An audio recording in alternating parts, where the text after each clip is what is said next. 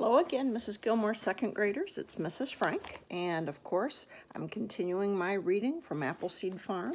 We are in Section 2, Chapter 10, and it is called Blossom Time.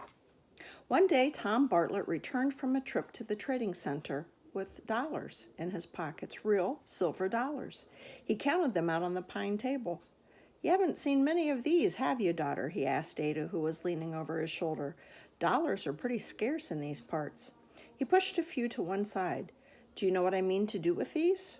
Everyone looked up hopefully, each with his own plan for spending them. "We need another horse," Ned suggested. "We could all do with some new shoes," Mrs. Bartlett pointed out. Ada said nothing. She looked straight at her father. She hoped he didn't mean either horses or shoes. With all her heart, she hoped he was remembering a promise. "Well, I've been wanting for a long time to pay an old debt," Tom Bartlett said. "It won't take much, but I mean to show that we keep our word. I guess Ada knows what I mean." Ada smiled and nodded. "You're going to give Johnny Appleseed a fifpenny bet for each of our apple trees," she answered confidently. "That's right, and something extra for his work and our late payment." "But how are you going to get it to him?" the practical Ned wanted to know. "I've always kept the name of Johnny's friends in Fort Wayne," his father explained, "and today, when I heard a trader say that he was going east next week and would be stopping off in Fort Wayne, I asked him to look up Johnny and pay him." It was many months before the trader came west again, and when he saw Tom Bartlett, he gave back the silver dollars. He had not paid the old debt. He had not even seen Johnny Appleseed, because the peddler of apple seeds was dead. The trader told Mr. Bartlett what he had heard in Fort Wayne. Johnny Appleseed had grown extremely frail, and one evening, not so long back, he fainted when he came home from working in his apple tree nursery. His friends put him to bed with a good deal of uneasiness, but in the morning, he was up and talking like himself again. He begged them to take him out into the orchard. There, with his eyes on his beloved apple trees, he told them he was leaving on a long journey and breathed his last. That evening, Tom Bartlett told his family the trader's story. When he finished, no one said anything for a long time. Ada noticed that her mother was wiping her eyes, as she was doing, and that Ned had grown very busy with some whittling. It was late April. There had been a week of warm weather, then a day of showers, and the next morning the sun shone brightly. Ada was hanging out some dish towels. She was shaking out the damp cloths when a breeze brought her a whiff of something sweet. She glanced over her shoulder and saw the miracle. The apple trees had burst into bloom. For a moment she stood there, clothespins in her hand, and stared. She had known this would happen someday. The swollen buds had promised that it would happen soon. But she had waited so long that now she could scarcely believe her eyes. The promise of the small black seedling was fulfilling in this blossoming. "Johnny Appleseed, you are right," she whispered, letting the clothespins fall to the ground. "This is the most beautiful sight on earth." Then she thought of her family. "Come, everyone, come quick," she shouted at the top of her voice.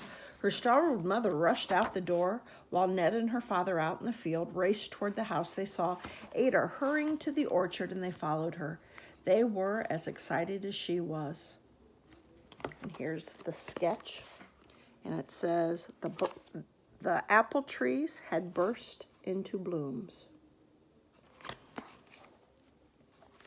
"Tom," Mrs. Bartlett beamed, "this place is home now." "It's fairyland," Ada said. "Anyway, we know we'll have apples," Ned chuckled. "Cider, too, and deep dish pie." "I wish we could tell Johnny Appleseed what this gift means to us," Mrs. Bartlett said that evening, as the family stood under the fragrant blossoms again. "He thought an apple orchard in bloom was the most beautiful sight in the world," Ada soft-spokely.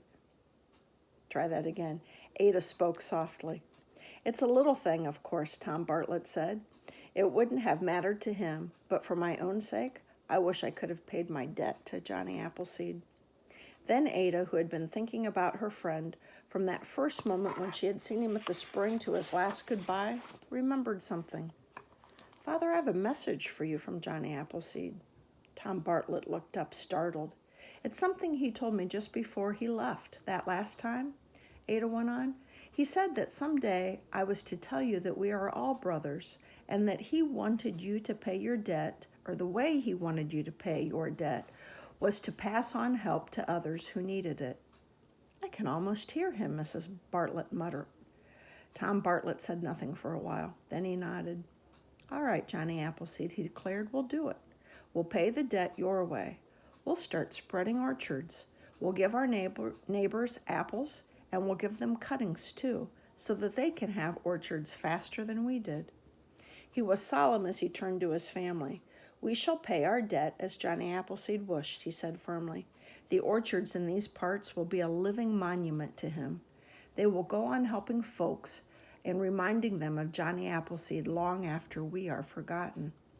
Each of the family thought over what this meant. They looked up at the trees, remembering the wise old man who had taught them so many things. Then they clasped hands to bind the pack. It was Ada who broke the silence. This place has never had a name, she said. Let's call it Appleseed Farm. And I'll show you the sketch of more apple blossoms and, of course, a little cabin wrapped around that. And that ends part 2 of Appleseed Farm. I hope you'll tune in for the last little bit in part 3.